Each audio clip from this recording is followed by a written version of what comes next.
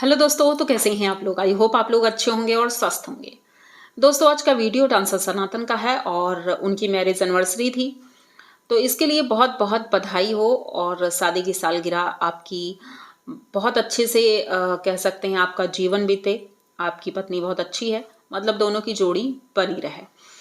तो चलेंगे वीडियो की तरफ, लेकिन उससे पहले चैनल को सब्सक्राइब करिए, लाइक कमेंट करिए और शेयर कर दीजिए।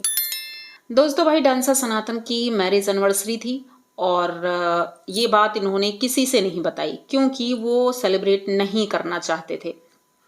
क्योंकि इन दिनों उनकी हालत ठीक नहीं है, उनके घर में ऐसे हालात हैं कि भाई कोई खुशी मनाना भाई बहुत बड़ी बात है।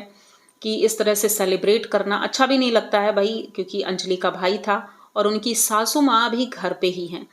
तो सनातन ने सोचा कि हम कुछ भी सेलिब्रेट नहीं करेंगे। लेकिन इनकी दीदी आई हैं। अब दीदियाँ जब से आई हैं, दीदी और जीजा जी, तो ये लोग उन्हें खुश करने के चक्कर में लगे हैं कि भाई किसी भी तरह जीजा जी खुश रहें। जो चाहते हैं वैसा ही किया जा रहा है, वैसा ही खाना भी बनता है, वैसा ही चीज़ें सारी हो रही हैं। उसके बाद इनकी दीदी और जीजा जी ने डिसाइड किया कि भाई हम लोग बाहर चलते हैं पार्टी करने। अब इन लोगों का मन नहीं था, जैसा कि वीडियो हम देख रहे थे, अंजलि खुश बिल्कुल भी नजर नहीं आ रही थी, जबकि उनकी मैरिज एनिवर्सरी थी। ये लोग बाहर जाते हैं, शॉपिंग करते हैं, उसके बाद रेस्टोरेंट में खाना खाते हैं। खाना भी अंजलि का खाने का मन नहीं था, लेकिन फिर भी क्योंकि सनातन ने वहां पर बोला भी कि हम तो खाना खाकर आए हैं, खाना खाने का हमारा मन नहीं है, जीजा जी का मन था इसलिए लेकर आए हैं। तो भाई दीदी और जीजा जी जम के वहां खाना खाते हैं। अंडा करी भी सामने प्लेट पर रखा हुआ था, वो अपना खाना खा रहे थे। अब क्या पता वो प्लेट भी उन्हीं की थी, ये तो कुछ दिखाया नहीं गया, लेकिन बस एक क्लिप दिखाई गई कि वो लोग खाना खाते हैं। खाना वाना खाकर घर आते हैं। इनकी दीदी लोग भी मिलने आई थी भाई सावित्री दी से। सारी दीदियां आई और इनसे मिली। अच्छा लगा देख करके, अच्छा तो लगता है, लेकिन ये किस काम से गई थी शायद ये भूल गई हैं कि ये वहां पर गई क्यों थी। क्योंकि इनके जाने से घर का माहौल एक तरह से कह सकते हैं कि लाइट हुआ, लेकिन उस लाइट की जरूरत नहीं थी, क्योंकि ये गई थी उस दुख में जिस दुख में अंजलि इतने दिनों से है। उनसे दो शब्द मुझे नहीं लगता है इन्होंने बात भी की होगी उनके भाई के लिए, या उनकी मम्मी से इन्होंने बात भी की होगी। क्योंकि जब भी ये कोई काम करती हैं तो भाई कैमरा तो ऑन रहता ही है, लेकिन इनके कैमरे में कहीं भी उनकी मम्मी नहीं दिखी, ना ही ये दिखी कि अंजलि से ये बात कर रही है उस विषय में। ये बस अपने में ही एंजॉय कर रही हैं, घूमने जाना है, आज इस मंदिर जाना है, कल उस मंदिर जाना है, बाहर की चाय अच्छी लगती है, मतलब जो भी चीजें हैं, ये हर एक चीज बस ये दिखाने की कोशिश कर रही हैं कि भाई हम यहाँ पर आए हैं एंजॉय करने। उनके पति को खुश रखना भी जरूरी है कि उनके पति खुश रहें। तो भाई उनके पति खुश हैं इस बार, और होना भी चाहिए भाई। उनके साले साहब इतना कुछ कर रहे हैं उनके लिए, तो खुश क्यों नहीं होंगे। खुश तो ये पिछली बार भी थे, लेकिन वहां जाने के बाद उनका स्वभाव ही बदल जाता है, बिल्कुल चेंज हो जाते हैं। तो बहुत से ऐसे कमेंट भी आए हैं कि भाई आप अपना कॉन्सेप्ट क्लियर रखो कि आप वहां जाने के बाद अपने ससुराल वालों की, अपने पति की इतनी बुराई करती हो, उसके बाद यहाँ पर उसी पति की तारीफ कर रही हो। और ऐसा नहीं है कि भाई आपके भैया जानते नहीं, भाभी जानती नहीं है, पूरे रिलेटिव कोई भी हो, सब जानते हैं आपके विषय में बहुत अच्छे से और समझते भी हैं। तो यहाँ पर ये जो चीजें हुई हैं, मतलब इन्होंने दिखाया, पहले तो ये गई अपनी बड़ी दीदी के यहाँ, उनके घर गई और वहां पर उनसे मिली और काफी देर बातचीत हुई। अब ये बातें इन्हें अभी तक नहीं पता थी कि इनका नाम सावित्री क्यों पड़ा। गणेश जी कहते हैं भाई समुद्र मंथन मैंने ही करवाया और उसमें जो चीजें निकली वो मैंने, मेरी वजह से ही निकली, इसीलिए मेरा नाम नारायण पड़ा। भाई ये अच्छा इन्होंने अपना डेफिनेशन दिया अपने नाम की। मतलब ऐसी ही हल्की फुल्की बातें हो रही थी।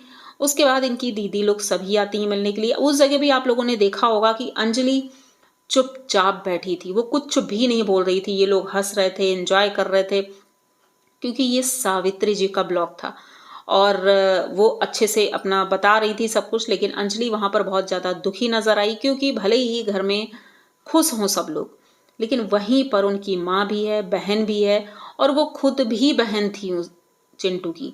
तो दुख तो होगा ही कि अभी 1 डेढ़ महीना ही हुआ है, तो कुछ बहुत तो। अब इसमें कुछ लोग बोलेंगे कि भाई तुझे क्यों मिर्ची लग रही है, क्या कहते हैं, वो उनका भाई था, वो भूलें या जो भी करें उनका पर्सनल मैटर है। तो यहाँ पर जो लोग ये बोलते हैं वो उनका पर्सनल मैटर है, तो पर्सनल मैटर को वो सोशल मीडिया पर लेकर आते ही क्यों हैं? क्या ज़रूरत है? अब यहाँ पर रही बात गणेश जी की, तो गणेश जी जो हैं, ये हमेशा झूठ बोलते हैं कि नॉनवेज नहीं खाते हैं या उनके घर में खाया नहीं जाता, वो पूजा-पाठ बहुत करते हैं।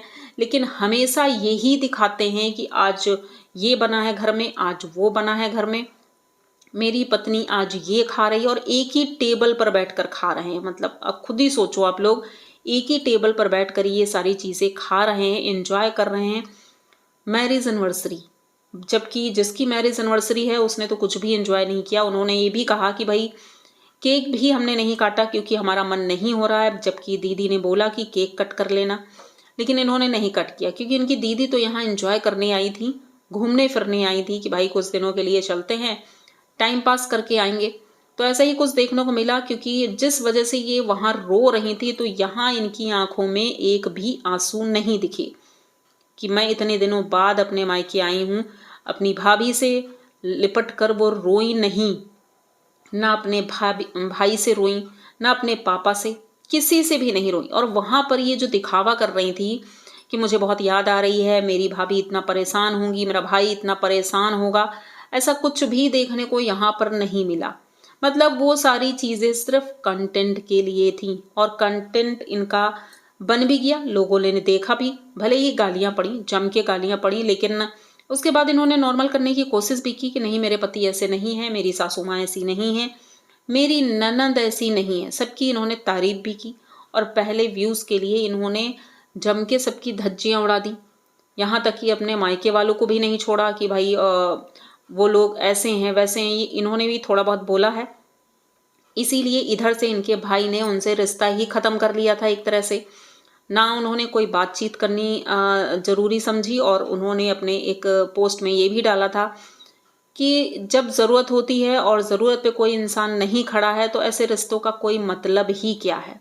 तो ऐसे रिश्तों का मतलब सिर्फ सावित्री दी ही थी, क्योंकि बाकी सभी लोग आए थे, सिर्फ सावित्री दी और उनके पति नहीं आए थे।